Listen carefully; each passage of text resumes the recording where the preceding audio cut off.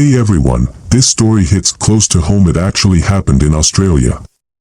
It all started with a childhood memory I'd rather forget, and then came the creepy phone calls.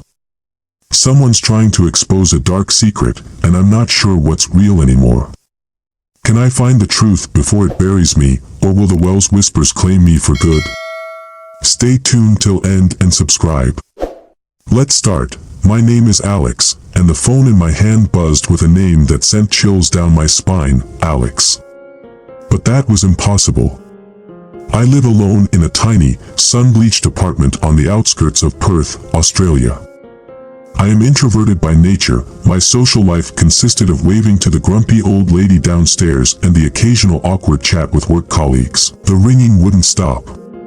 Each insistent trill felt like an accusation. It echoed the relentless torment I endured as a child at the hands of my older brother, Ken.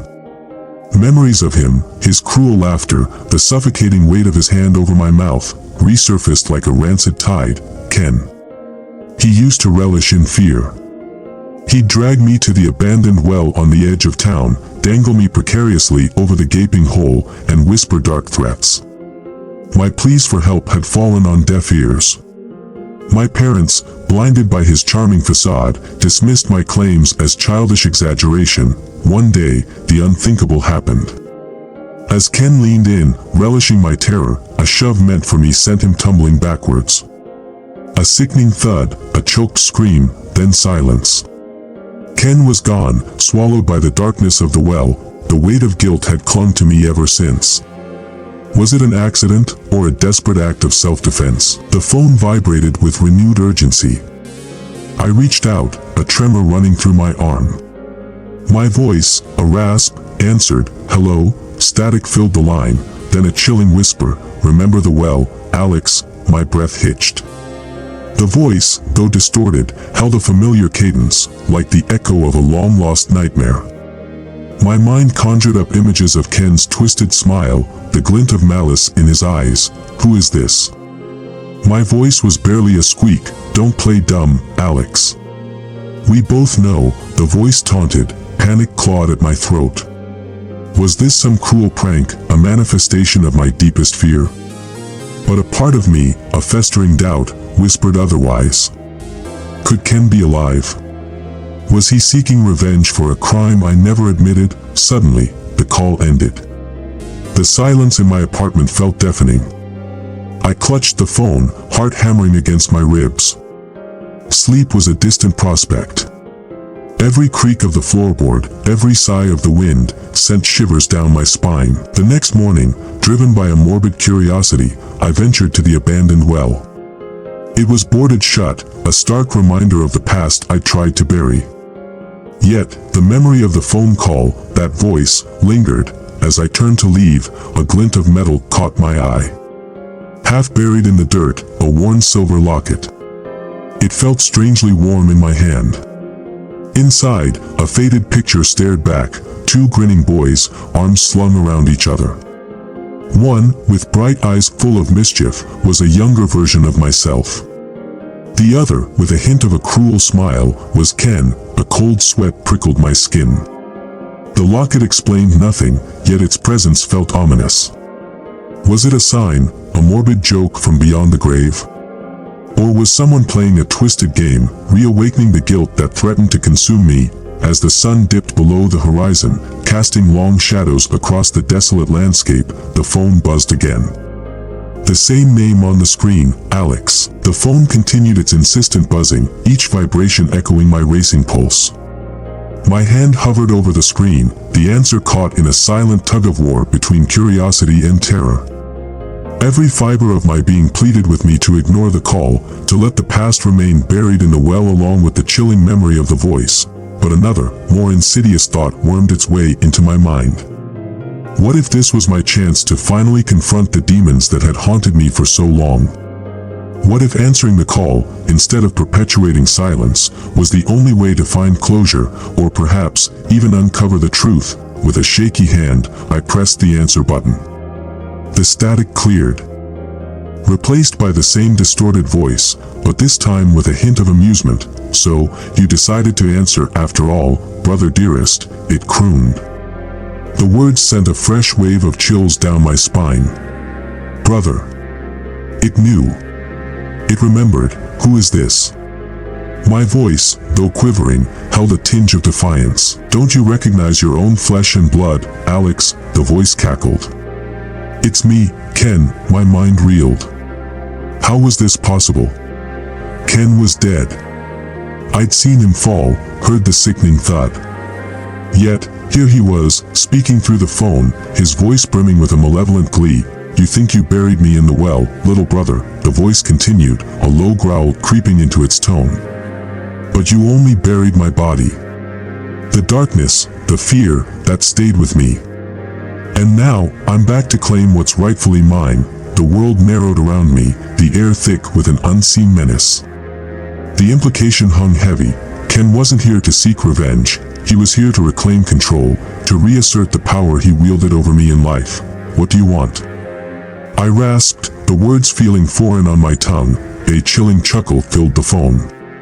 "Oh, Alex," the voice replied, dripping with mock sympathy, "you'll find out soon enough." The line went dead, leaving me clutching the phone, the silence now heavier, more ominous than the words themselves. The terror that had simmered within me for years erupted into a full-blown panic attack. I was trapped in a twisted game, one where the lines between past and present, reality and delusion, were blurring with each passing moment. The chilling realization dawned on me. Answering the call wasn't about confronting the past, it was about being dragged even deeper into its abyss. With a newfound resolve, I scrambled to my feet. I wouldn't be a victim anymore.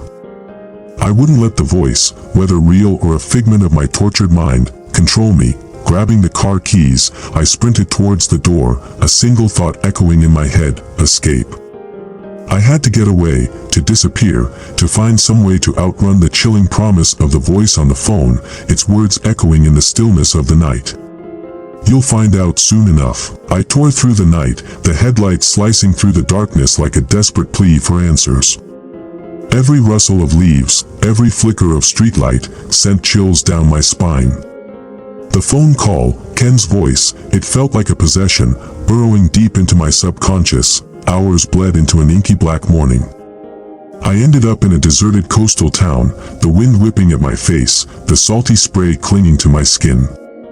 Exhaustion gnawed at me, but the thought of returning to my apartment, to the potential source of the call, was unbearable. Seeking refuge, I stumbled into a weathered diner. The only other occupant was a grizzled old fisherman, nursing a cup of coffee. He looked up, his eyes crinkling at the corners. "Rough night," he rasped, his voice as weathered as his face. I hesitated, then blurted out the story, the phone calls, the voice, the chilling promise. The man listened intently, his gaze flickering to the locket clutched tightly in my hand. "You ever wonder why the locket was buried by the well?" he finally asked. My head snapped up. "No," I mumbled, confused.